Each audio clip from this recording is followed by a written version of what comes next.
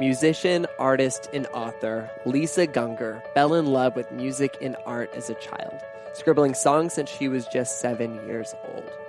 After college, she began recording and touring with her now husband Michael as a part of the group that eventually turned into the Grammy-nominated band Gungor.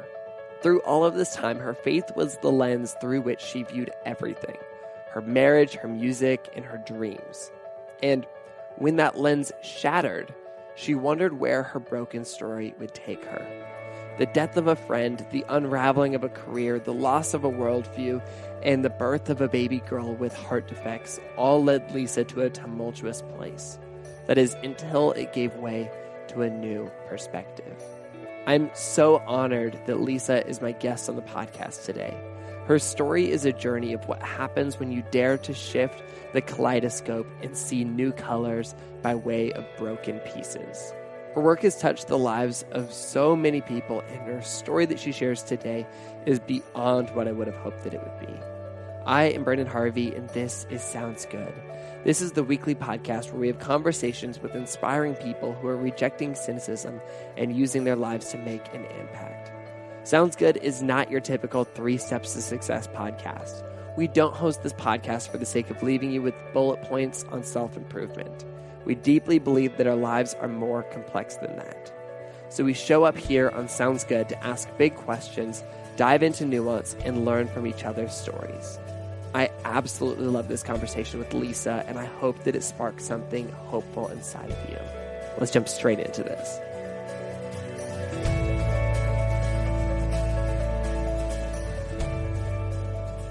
I really enjoyed your book. It was such an honor and such a pleasure to read, and it felt so relatable and funny. And I just wrapped it up yesterday, and I don't know, I just really enjoyed it. Thank you. Oh man, thank you so much. In the prologue, I guess I want to talk about the prologue for a second, because It was written to your mother, and in many ways the book was kind of formatted in that way. I guess tell me about your thought process behind that prologue for the book. It kind of just came to me one day, and at first I thought this book was going to be a series of essays. It took me a while to realize this is just my story. So as I started writing out the story, and in that beginning, like I had that perspective was kind of the intro to the book. And as I got it was really about halfway. No, actually, that's not true. I'd written the whole thing before I realized I wanted it to be a letter to my mom, because I think so many people can relate to having this difference of opinion, politically, religiously with their parents or grandparents. I know very few people that are like, yeah, I can have incredibly open conversations with my parents about what I believe. And if they do, it takes work to get to that point. It never really happens naturally, or at least I don't know anybody where it's just happened supernaturally. Yeah, well, I think I live in a bubble in Los Angeles, because I do know some people who it's happened very naturally, but their parents were always just very open with them from a young age. And I'm not saying my parents did everything wrong, which I think is really important. What I try to paint in the beginning is this thing that most people have: the good and the bad in the same bag. You know, everyone experiences, or a lot of people can experience really beautiful things and really, really tormenting, difficult things all in the same family. And so it's hard to really name the experience when, especially as a child, you don't know what's going on. And you know that I knew my parents loved me, and I knew that they were giving everything that they could to me. But then there was this dichotomy happening behind the scenes that nobody really saw. And it was hard to talk about as a kid, because you love your family and you just don't, it's just confusing. Childhood can be confusing. And so I think as I wrote it out, it started becoming clear. It just became clear to me, like, oh, this is the beginning of this is a letter to my mom, because these are all the things that I wish I would have explained to her as I was going through this. When I was just so silent and afraid to talk to her about a lot of these. Yeah. What was your relationship like at a young age? What did it change over time, I guess? Yeah, she was, I mean, my mom was my best friend. She homeschooled me. We, I felt like it was that dream relationship.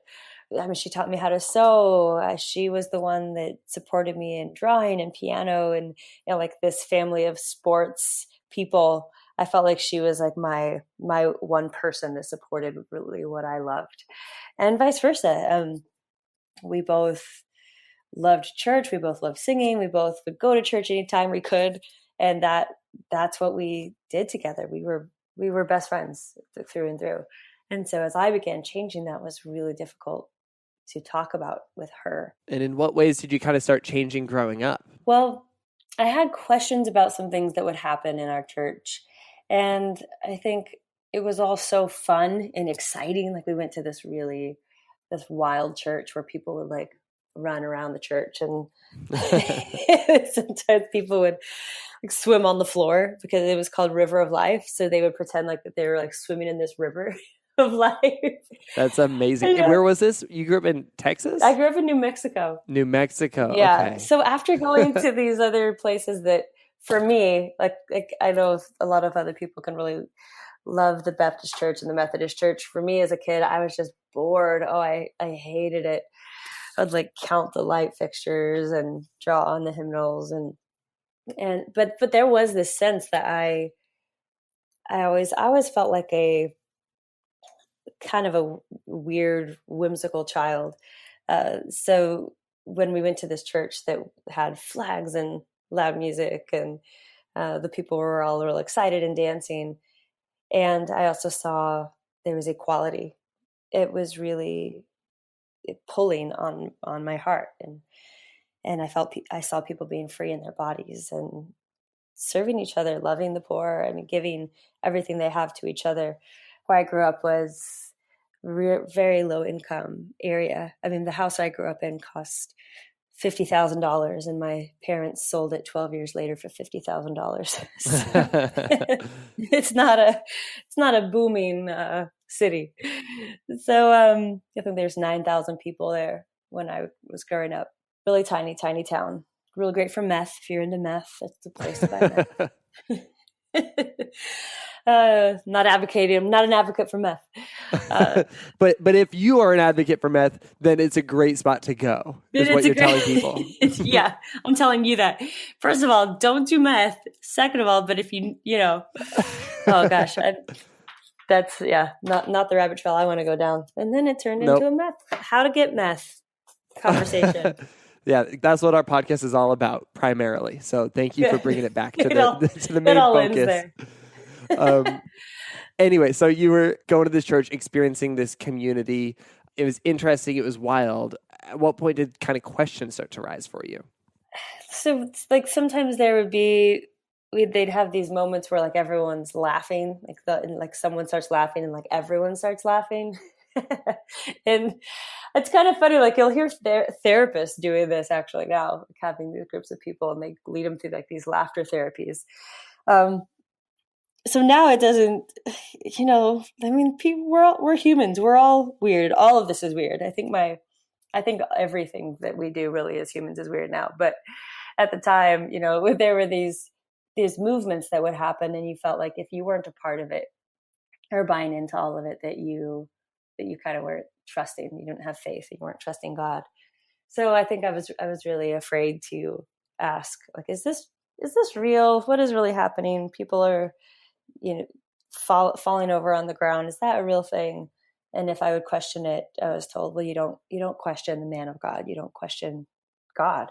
And so I think I had these two things, parallel things happening. I had a lot of freedom happening in my life. Because again, like the church was run by a man and a woman. And I didn't realize that wasn't happening everywhere in the world. As a child, I'm thinking that men and women are equal. And so I was given a voice as a young girl and taught to play the piano. I led music there. So I was given these opportunities that many girls aren't given. And I was told that I mattered. I was told what my feelings matter, my emotions matter. I think that that's really rare. Yeah, that's a big deal. That's a really big Yeah, deal. huge deal. And I don't discount that. So, but then also, I think after I went to college, it wasn't until I went to college that I really realized, and this happens so many places, people are on your side if you're on their side.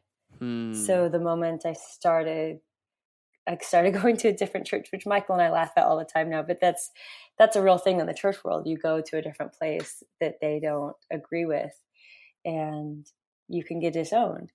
So yeah, we laugh because if you go to two churches, that's seen as a bad thing. But I thought I was like a super Christian for going to two different so funny. churches. And you're in college, and is this the church that this is Michael, your then boyfriend, takes you to? Is that kind of what's happening? I was doing music. I was like leading the music helping lead music at one place, one church. And then a friend of mine took me to, people would call it Gungor's. It was called Believers Church, but at the time they'd say, "Hey, do you want to go to Gungor's Church?" Because that's our last name. So we started going, and it was on Friday nights, and it was the big thing in Tulsa, Oklahoma was where we were going to school. And there was this crazy looking guy on stage that would play the guitar and had all this like wild, crazy hair. And I just thought like, wow, what a weird looking guy.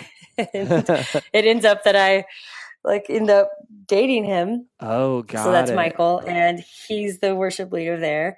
So and that took a while. I mean, he chased me for a while, and I wasn't interested. I didn't want to date a worship leader. I didn't want to date a pastor's son.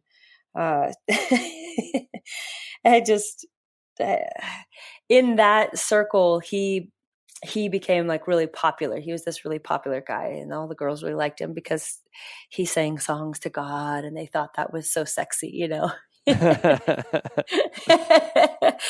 the things that are sexy when you're like super Christian is really funny. So funny. And were you at a Christian college too, or was it a just normal? Okay, cool. Yeah. Like us girls, we had a curfew, and the boys didn't. What? That's terrible. Yeah, I think they thought as the girls are all in their dorm rooms, the boys aren't going to have sex, and I don't know. I think they just didn't think any homosexuals or bisexuals were going to their school. Oh my gosh. Like, what about? So it was just all super bizarre. But again, like if you're in this thing, you just can't see how strange some of the rules are. You just can't. I mean, it's weird to me that this is my story. Even some all of our friends now, they consider me like a mole woman.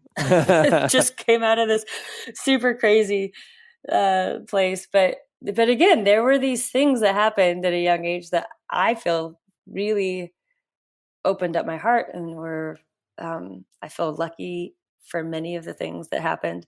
But then also there was all this control and manipulation that I just couldn't see. So I'm in college, and I'm beginning to realize it. And I get in trouble for going to a different church. And is it like a theology issue, or is it just straight up control? No, it's just straight up control. It's same. Got it. I mean, I guess they would probably say it's a theology issue, but I think the pastor, who was Michael's dad, was telling college students like that they have a voice, and that specifically when all this stuff was going on with me, they were basically saying, well, Lisa, she's in college. She should be able to decide what her curfew is or what church she goes to. Like, she's in essence a grown woman, and I have a job. I'm paying my bills. I'm paying for school, so they were so confused by this control. And I think that's probably such a relatable thing for so many people, even outside of the faith world, because most social justice issues are issues of control and freedom, and people realizing that they have freedom and that they're born for freedom, and trying to take that, and then other people's trying to control that, because control is so much easier. Like it feels so much more black and white and simple, but obviously that is not the healthy approach to this. But it's almost understandable and relatable in that way. Yeah, and it's wild looking back. I mean, I still see there's many circles that do that now still. in the Christian world. They think that they've been given this like authority from God to control other people, and they truly feel like it's healthy. Like they really believe that. They don't believe they're being bad people. They believe that God has given them this mandate to keep people on this quote unquote like straight and narrow, and that they're the ones that know what that straight and narrow is for people. So when you fall out of line or you start making your own decisions, you are pushed out. So that was, I think, my first experience being pushed out. Yeah, I received a letter from the church, and they told me I wasn't following God's will for my life anymore. And it was so bizarre to me because I felt like I truly not just doing all the things. I know that I wouldn't say like, oh, I'm praying 5 prayers a day. And I didn't have like this laundry list of things that I did to make me feel like a good Christian. But in the center of my heart, I felt within and around like that God was with me and I was with God. So it was really, that was such a confusing time in my life. And I feel like I stopped listening to myself and trusting other people's opinions so much for what direction I should take for my own life. It was confusing because I felt like I was in the wrong. I didn't even when they sent me that letter, I was so hurt and I didn't tell anyone about it.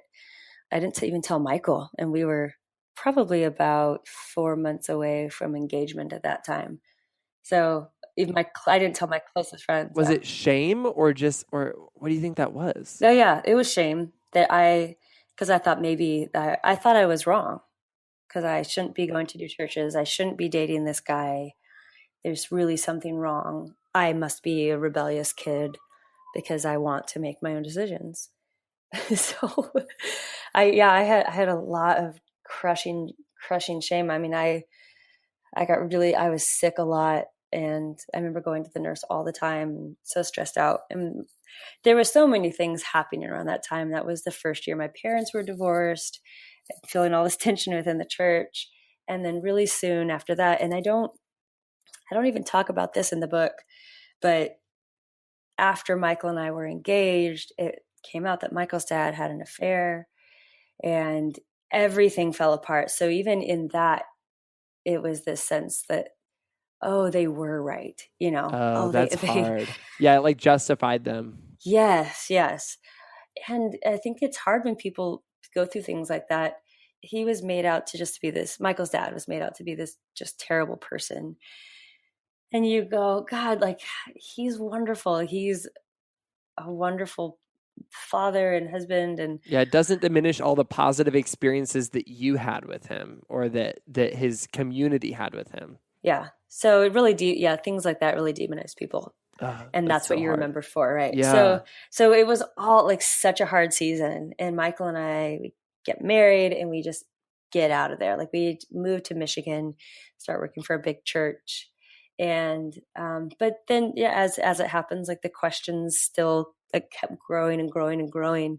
And is that weird working at a church and having those questions just continuing to bubble? Yeah. Yes. Yep.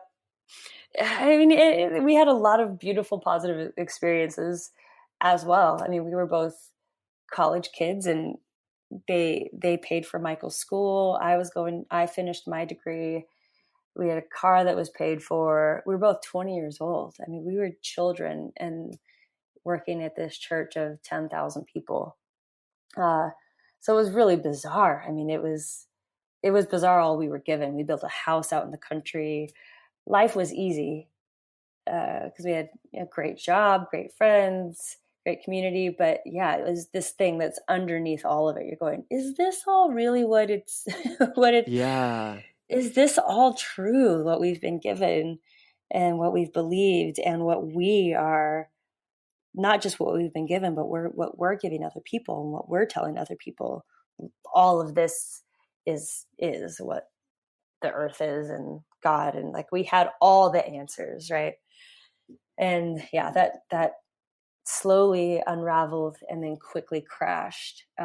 Isn't that weird how when you're kind of put in like an authority figure place and you realize, you know what, I don't have all the answers and I'm like running the show. Mm-hmm. All these other people who are running the show, maybe they don't have the answers either. Yeah, and that's scary because you want to believe that you want to have certainty. That's feels pretty helpful in life. When you don't have certainty, some people love it. I think there's different personalities, can thrive in the questions, or when some, like I have a cousin. He was just elated when some of these things fell apart for him. And he felt so much freedom immediately. But I think for us, it was so difficult because our entire lives were built around church and around this very specific construct of God, specifically like the evangelical construct of God. And you guys become pretty popular figures in this world of things. You guys start a popular band that's really beloved by the evangelical Christian community. You can probably still hear some of your songs. I don't know if you can still hear some of your guys' songs on the radio today. I don't know. I don't know if they play us anymore. I think we were blacklisted. I'm sure that it's on the radio still because it's good.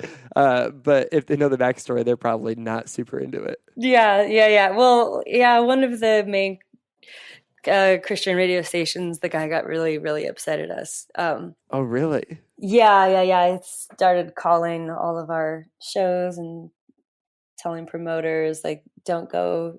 If you support these people, we'll never support you again. So it was a war. It was really strange. So I don't know. We're probably getting a little ahead of ourselves. Maybe we should back up a little bit to explain why. Anyway, yeah. So you're asking yourself all these questions, and you're kind of living within this world of things. What kind of happens next? Well, I think we just keep running into people. And the more that your heart is open to people, the more you change. And I think it's also, we started traveling, because it's easy to remain in a bubble when you don't go anywhere else and you're in an echo chamber and everyone's just agreeing on all the same things. So we started traveling with our band. We started getting invited to play music other places. And then we started traveling overseas. And I remember the first really big shift, or one of there's many, but like one of the first was going to Auschwitz. We went to Auschwitz around the time we were trying to have kids, and we ended up trying for about 6 years to have a baby. And the doctors told us, well, we don't know, you might be having miscarriages, we don't know what's going on. And I was doing all the the shots, just all of the fertility stuff that can really make you crazy. And we ended up going to Auschwitz. We traveled through Europe for a month by train. That opened our eyes a bit more, because I mean, walking the ground that they walked, and you go we went into the crematoriums, and we saw children's shoes and hair and suitcases, and I remember just having a big piece of my faith break, because I always thought faith was a transaction and God was this transactional thing, this guy in the sky that would give good people things, right? And when you eventually get to the end of that idea, if you really think about your belief, you will run to the end of that. It will break apart at some point. I mean, that's not how life works. And so I remember thinking, God, I'm sure that they prayed to be saved. There's so many parents some parents that walked out of there and lost their children. How can I pray for a baby? And how can other people tell me, just pray and believe that this will happen? I couldn't anymore. So that's when I stopped praying and stopped reading the Bible, because I just couldn't. It was too painful. It was, I just kept seeing the concentration camp and thinking about all the families there. And so I didn't know where to go in my faith, because it was too painful to even approach it. And so in that time period, we'd moved to Denver and we'd started a church, and that was wonderful. Like it was like this really ragtag group of people. It was so like raw and really disorganized, which is not the great thing, but just I feel like that's such a cliche thing when people talk about, we're just really living our lives together, you know, but we were sharing our life, and we were sharing our doubts. And it was the first place that we could really be ourselves and talk with other people about what we really believed, and them as well. So it started as a tiny church in our or a little house church in our apartment. And then it just kind of grew. It just grew. And do you think it grew because people were craving that sense of genuineness that it started in your house, you know, so it's got to feel personal. Do you think that's what people were craving? Yeah, I think everyone just wanted to finally talk about all the things that they hadn't been able to talk about. And are you guys talking about things like doubts and questions, or is that still below the surface? No, we're talking about all of that. Okay. Talking about doubts and questions. We're totally like unraveling the theology that we'd all been given. And honestly, like what we had come from was a lot of sexism, a lot of inequality. I mean, we came from one of the places that we had worked at. I mean, I remember they all were laughing at homosexuals, and like there was a joke, like if you would get, like you're going to catch the gay. It's awful. I mean, it makes me sick to my stomach thinking about some of the things that happened at some of these places that we've been. So they're completely homophobic, and so we are living in a gay neighborhood, and all that whole idea is gone for us, that there's any separation between who God loves and who God doesn't, and who is in and who is out. That whole thing dissipates for us. So that's when more of the public tension starts happening for us, because within the church world, you're really not supposed to accept, or then you weren't supposed to accept the homosexual lifestyle, which speaks not to just that, it speaks to equality even. Yeah. I mean, because women, I was just reading this book by, oh man, where is this book? It's called Bad Feminist. Oh yeah.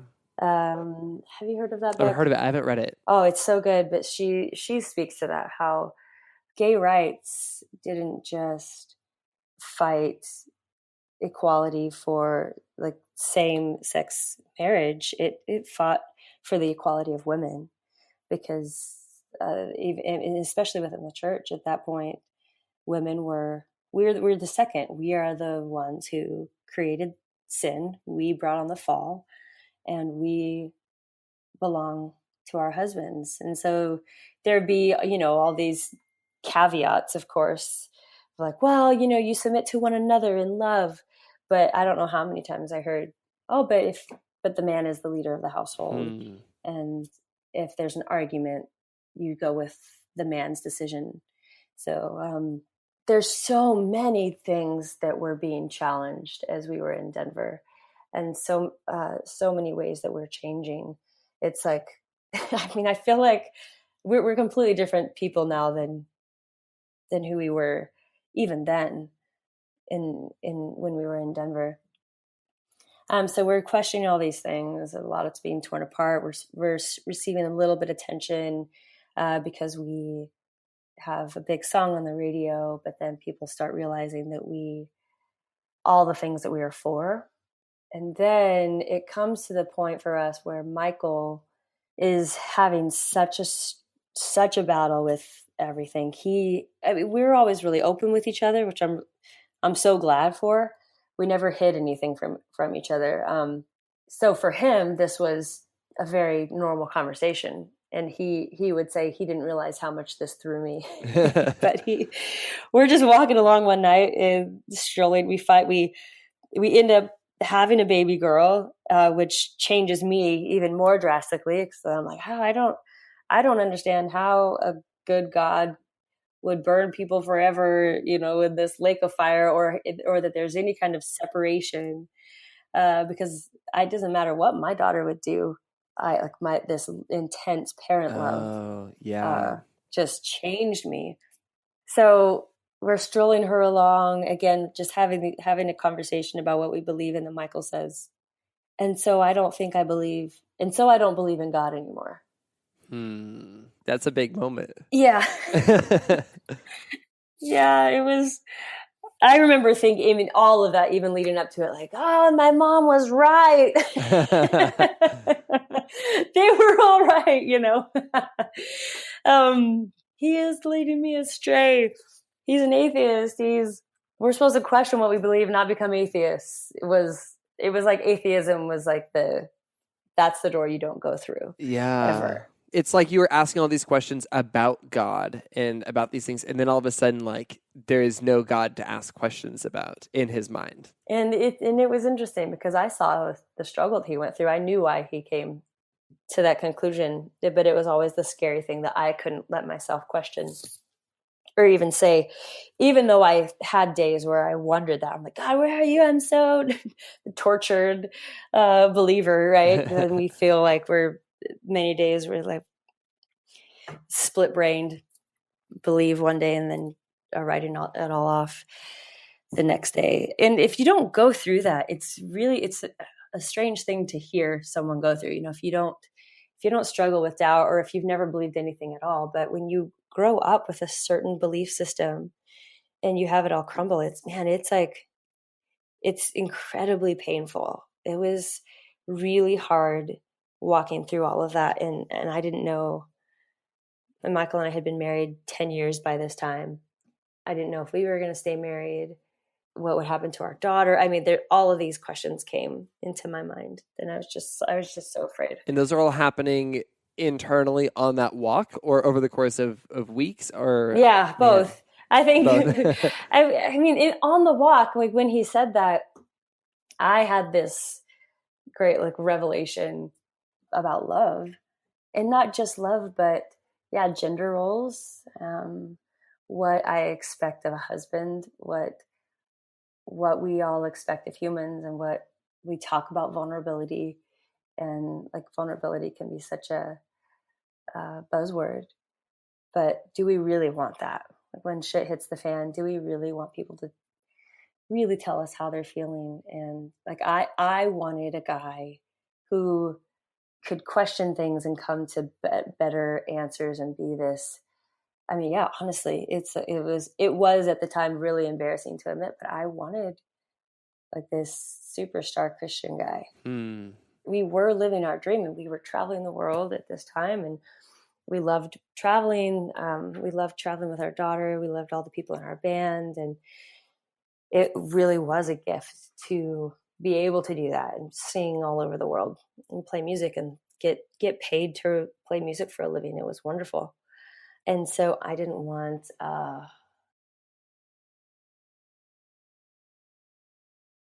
that starts to feel really great, right? When everyone just really loves you and they think highly of you and you're this leader, that feels really good. And that's a real ego game. Yeah. It kind of reminds me a little bit of what you were saying about earlier when you were in college about, you know, you were starting to listen to other people's opinions and less so kind of looking inward at how you were feeling about things. And now it was the opposite, where people were kind of praising and appreciating and respecting what you guys were doing publicly. But I guess, you know, internally and personally, there was a lot that people weren't seeing yet. Yeah. It's like we felt this opening of our hearts and this opening of our belief system, and then it just crashed. And it didn't go public right away, even though we were very open about it. And Michael ended up talking about it at the church we started in Denver. Everyone there was very wonderful and like, oh, that's cool. Yeah, it was really a shock to us how many people were just like, oh yeah, I've had the same questions, and I'm so glad that you feel the freedom here to share these questions. We'll see you next week. I think we were like ready for this war, this outrage, and we were really embraced by most of the people. I think some of the leadership did not like it. Of course. And that ended up being the thing that changed everything. We left Denver, or we started making plans to leave Denver, and then I'm actually pregnant at the time. With your second kid. Yeah, with my second kid. And then we find out soon after, like a few minutes after she's born, that she has some heart issues and she has Down syndrome. What is that moment like? That was devastating. On this side of it, it's hard to talk about those first moments with her because, I mean, she's amazing. I feel so lucky. I mean, I'm not just saying that. I think everyone should have. Her name's Lucy. I think everyone's life would be so good if they had a Lucy. Oh, she's like, that's so sweet. She's so amazing. Like I'm tearing up. She's like, oh God, this kid. She's so wonderful. Oh, she's so funny and just a blast to be around because she has taught us like how to be present, right? Like there's like a million books out that's like how to be here now. All the gurus of the world, like that's what they're trying to teach us, and we got that in our house here. This kid that's she doesn't like she's 4 right now, and she doesn't have this understanding of like future, like, or we're gonna go do blah blah blah. She gets super pissed if I'm like, don't tell Lucy what we're gonna do later because she's gonna get so pissed if we don't do it right now. That's funny. So it's like her ability is she's in the now all the time, which is awesome. That's so beautiful. I need that. So if you're not, like, if you're constantly planning the future, then you're gonna piss her off and it's gonna be an awful day. But if you're just here now, then she's great. And what was your understanding of Down syndrome kind of before she was born? Because, that has everything to do with how you immediately respond is kind of the context and the paradigm for other experiences you've had. Yeah. I mean, my understanding of it was very limited and very naive. I was very uneducated about what it was. One of my best friends has a brother who has Down syndrome and autism.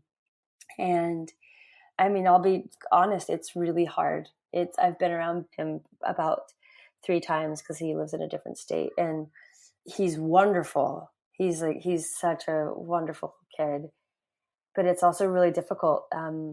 He is nonverbal, so he can get really frustrated because he's trying to communicate and he can't. And he's learning that now. Like I think he's been in programs now that are really helping him be able to communicate. But from what I've heard from other mothers is some of the things when Down syndrome and autism mix, that can be really difficult. Still really, really beautiful things about it as well. Every parent I've spoken with, they've had their own lesson in the learning the value of a human life in that. So that's not to discount their life and how beautiful and valuable their humanity is. But it's hard. And also the other child that I knew with Down syndrome, she passed away when she was 1 year old. So that's all I knew. I never exposed myself to disabled people or mentally ill people like I wish I had. And then I think if I had, I wouldn't have been so scared. I know I wouldn't have been so scared. So we're afraid of what we don't know. So all I'm seeing is like Lucy's life is going to be hard. She's going to die. From the moment they put her in my arm, she started turning blue. And they took her for some tests, and it's all really blurry, like that whole time frame in there in the hospital, because like my body just went into like trauma mode, and I'm like, I felt myself like floating above my hospital bed, just kind of watching everything happen. So I couldn't give you like, and then this happened, and then this happened. Like it's all really fuzzy.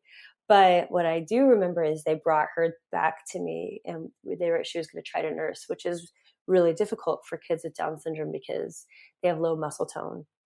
And so it's hard for babies nursing's hard anyways.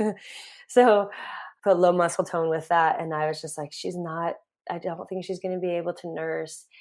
And I had all this immediate fear that gosh, yeah, like I had this thing come up in me. I didn't want her to nurse because I thought she was going to die. And I thought, if I nurse her, I'm going to love her more. Because we loved her immediately. And then we were completely terrified. And I just thought I didn't think she was going to make it. And if she did, I thought we would have her for like a very little time. But then she started nursing, and it was that's in the book where I talk about like this thing that happens, like our intelligent bodies or this spirit, whatever, soul, whatever you want to call it, like whatever programming that we receive, there's these things that can happen in your life, and this like seeing that can come through that is so beautiful that, to me, like my experience was it transcended everything I was taught and programmed to think and believe. So that was when like I felt whatever other sight my body has, like it saw her and it saw that was this total flip of really reality. That's been a whole journey. So we had this journey of faith and shifting in our faith, and then this baby girl that really flipped everything for us to see how everything, all of life has this beauty and this connection, and that it's not about what we produce and what we give, and it's not about this measurement system that we've all made up, when you sense that, just that intrinsic beauty of not only humanity, but all of life, man, I mean, it has drastically changed us. It's been amazing. Yeah. So she's 4 now. She's 4 now. That's incredible. And so what have the last 4 years looked like as you've been learning and getting to know her and, interacting, I guess, experiencing her interacting with the world, and then also the world interacting with her? What's been that growing process? It's been some of the best and most painful times. More so the best, because she's just so fun and awesome. And I think she's like, it's just changed us so much. So right after, I will say real quick, I forgot to mention this. So right after she was born, she had her first surgery, and then we had this whole thing. We were not sure if we should stay at the church in Denver or move. We didn't know what was best, because at the time Michael's an atheist. So the other pastor's like, how do I lead a church with an atheist? And so it was this big wrestle. We ended up leaving because we didn't want the whole thing to fall apart.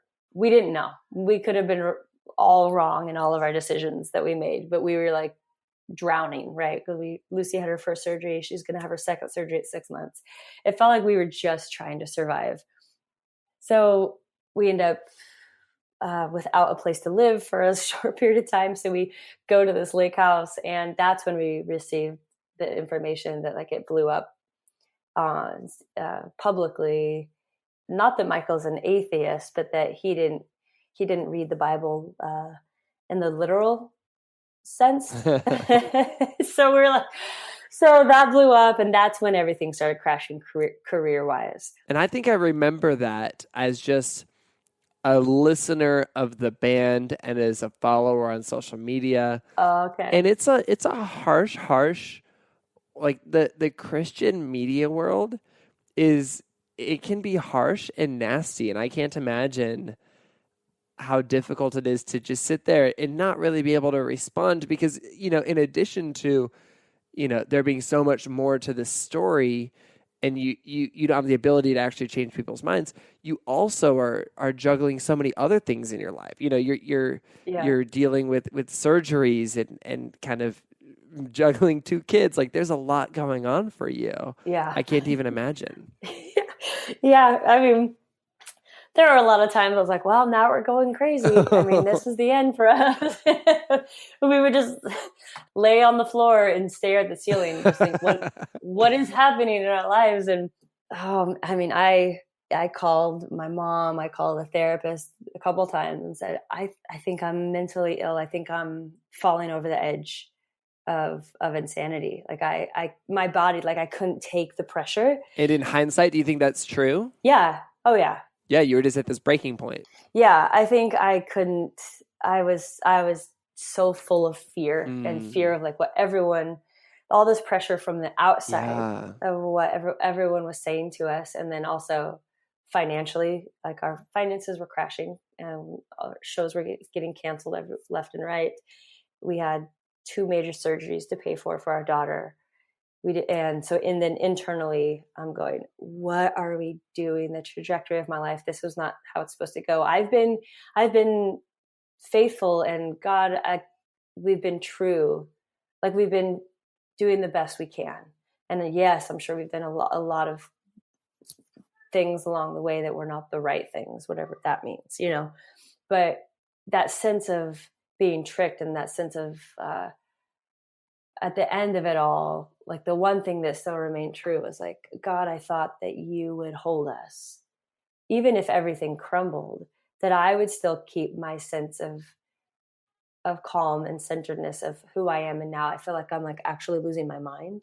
How can this happen? And I remember even speaking to another person. I was like, I need help. I think I need help. I have so much anxiety. I can hardly sleep. Every morning I wake up and I'm terrified. I'm stressed out. I think Lucy's going to die every single night. And it's just that every morning I would just walk into her room fearful that she was going to be dead, that her heart would go out and that she wouldn't make it to her next surgery. Like I was not prepared for the amount of stress that my body would feel. And so then there were times that I would, a lot of practices that I began that I would try to help that, just to process, and being with friends, or meditation. And there was all this fear even behind some of these practices I was doing. And then I would try to pray, and then that was like a spiraling thing, So I remember someone laughed at me and they were like, ha ha ha, like, God's not going to let you go crazy. God doesn't let people go crazy. And I was like, what the fuck? people lose their minds. It happens all the time. What are you living in some kind of alternate reality? I mean, it felt like we were living in I felt like I was living in bizarre world and had very little outlet to be fully myself. And really, we felt very alone. I mean, Michael and I would talk to each other about our fears. There were very few people I felt like we could talk about, because I thought we were just getting ousted and pushed out of this like spiritual faith community. So not even just the church, but like people that believe anything, believe that there's more than this reality here that we see. So it was really like step by step by step. People will ask us like, well, what was that like being depressed and going through this crazy time? What was like the one turning point? And it was really just, all right, we're doing this again this next day. And this next day I'm choosing to get up again, and I'm feeding my kids, and I'm putting one foot in front of the other, and I'm not looking at social media, and I'm not looking at what everyone else is saying about us. And it was such a gradual process. And we'd moved to Los Angeles, and I felt like that gave us a nice distance, and we kind of became a little bit of hermits for a while. We were writing a ton of music to process. So music was how I processed my grief and my anxiety and my stress. And we wrote a trilogy of music during that time. It was 3 different CDs, and it's like walks through that whole process of like death and rebirth, which is completely what we experienced. And being on the other side of that now is it's wild. That's incredible. I mean, even as I relay the story, I'm like, oh my God, that sounds like pretty dramatic. But it was very dramatic and painful and wonderfully heart opening and beautiful, and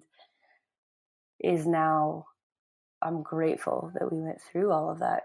And what a beautiful thing to also choose to let people into that, whether it's through your music or through, conversations like this or through your book. I don't know. I think it's really incredible that you went through that and that, you're in many ways, there's still a process that I'm sure you'll be going through for a long time, but I think it's such a cool thing that you've chosen to let people into that experience, and that it's no doubt helping people. Yeah. Well, and it's interesting. I think, many different people will talk about this, that there's this building up of your life, and you reach your dreams, you're trying to reach this success, this thing that you think life is. And you're really building yourself up for the fall. I think Richard Rohr talks about that. So this whole idea of the fall is something that we create within ourselves, and we built this avatar of who we're supposed to be, and that eventually crumbles, and then we see who we really are and what all of this really is. And that's a painful but such a beautiful experience, and such a necessary journey. If you're really digging, if you're really digging to beneath the surface, I think there's going to be that crumble. In many ways, I feel like most of the people that I admire most of my favorite people, the people that I learn from and relate to, are people who have experienced that fall. Mm-hmm. It's like you don't want anybody to have to experience it, but also when you do, I don't know if the right word is beautiful. It's important. I don't know, but it's not the worst thing. I don't know, but it also is. I don't know how to put words to it, but it's remarkable. It is, yeah. I think, when you said beautiful, I think that is a great word for it, because you think that these things that are only going to be painful, you think it's just going to ruin you and be painful, but then it's not only that. And that's a weird, wild thing to experience beauty right within something really painful, which is what we felt with Lucy. It was so painful because we didn't want her life to be hard, but then it was so beautiful because we were so blind to what she was, and we're experiencing what she is. So that, how profoundly beautiful that was. And then in faith, when all that falls apart, you think the loss of that is only going to be painful, but then it opens the space for this truer thing to be born.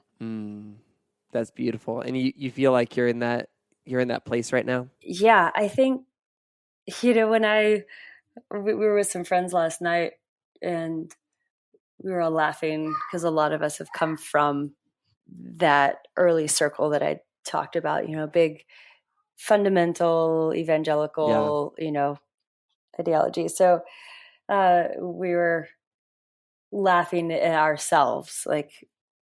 We would think that ourselves now were so backslidden, and they were like, well, maybe we are, and we're all just laughing at how life is now, but how beautiful and wonderful it is, and how we're those people now. We used to think that all the LA people were just the weirdo, crazy people doing their sound baths and, going out to Ojai and doing their spiritual weirdo experiences. And then we're like, oh, that's us. We're totally doing that. We have followed that path all the way here. It feels like I'm on a third life.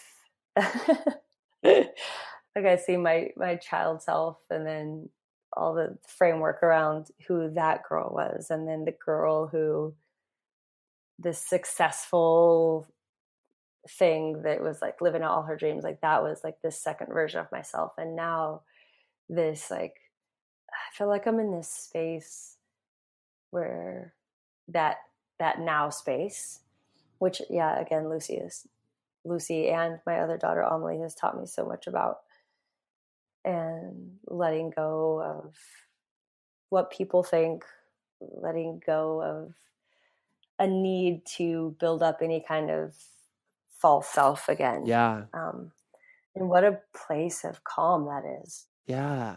And maybe this is a nice time to just kind of transition out of the episode with one last question, which is kind of along these same lines. The subtitle of your book is Opening Your Eyes to Wonder. And, for people who are listening to this and they, they want to experience what you've experienced in this kind of beauty that's come from things, and maybe more so a sense of wonder. How can we all open our eyes to wonder? I think it's pausing and listening a lot. Because if that is one thing I've learned is I can't tell you how to do that. Like I can't say like, well, this is what worked for me. You should go out and adopt a baby with Down syndrome. I mean, that would be awesome. You should do that. But like that will teach you a lot. But like for each individual, it really is that thing. Like I cannot tell you the thing that you need to hear. You need like that.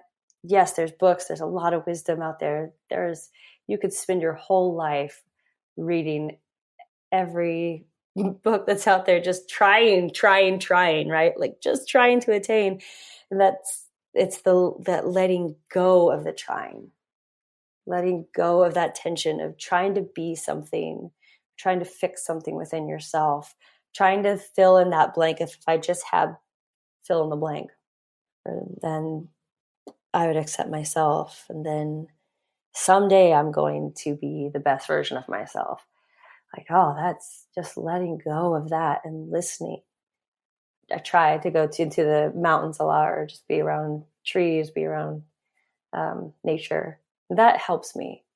And I'm just silent and I just listen. But if you're silent long enough, I think you find the answers you're looking for or the acceptance that you're looking for. I think that's a good place to start.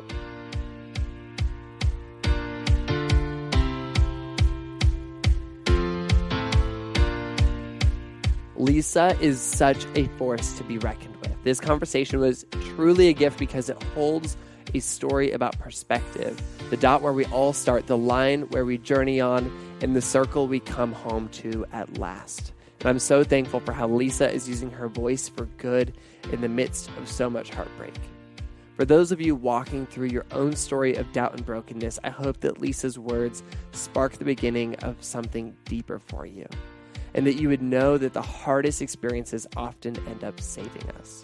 If you aren't already following Lisa on social media, you absolutely should. You can find her on Instagram and Twitter with the handle Lisa Gungor. And of course, during this episode, we talked about Lisa's new book. It's called The Most Beautiful Thing I've Seen, and it is so good. Oh my goodness, I loved it so much. I was challenged by every page and so deeply inspired. The book is available wherever you buy books. Amazon, Barnes & Noble, your local bookstore. Go pick it up. It's fantastic. If you're new to Sounds Good, we would love for you to stick around. You'd also love our episodes with incredible and creative mothers, Elsie Larson and Nirami Firebrace, two women who I deeply admire. You can find both of these episodes and more than 100 other episodes by searching for Sounds Good wherever you listen to podcasts. And if you like what you're hearing, please leave us a review on Apple Podcasts so that we can reach more people with these powerful stories. It also helps us attract more guests that are amazing and talented and inspiring. Thank you so much for your help. This podcast was created by me, Branden Harvey, as a part of Good, Good, Good, a community that believes in the power of celebrating good news and becoming good news. Chad Michael Snavely and the team at CM Studio edit and mix the show, and Chrissy Karenbrock offers production support. You can get lots of hopeful stories on social media by following us everywhere at GoodGoodGoodCO. And issue 5 of our Good newspaper is just around the corner. Mark your calendars for the end of August. We are so excited to bring this to life. Our team has been working so hard, and we can't wait to show you what's inside. We've got stories to tell, and we don't want you to miss out. So make sure you go subscribe to the Good newspaper at our online store at shop.goodgoodgood.co, or follow the link in our show notes or on our Instagram or wherever else you interact with us on the internet. And on that note, that is a wrap for this week's episode. Go out and remember that one of the most important things we can ever do is open our eyes to wonder and pay attention to the beauty all around us. Sound good?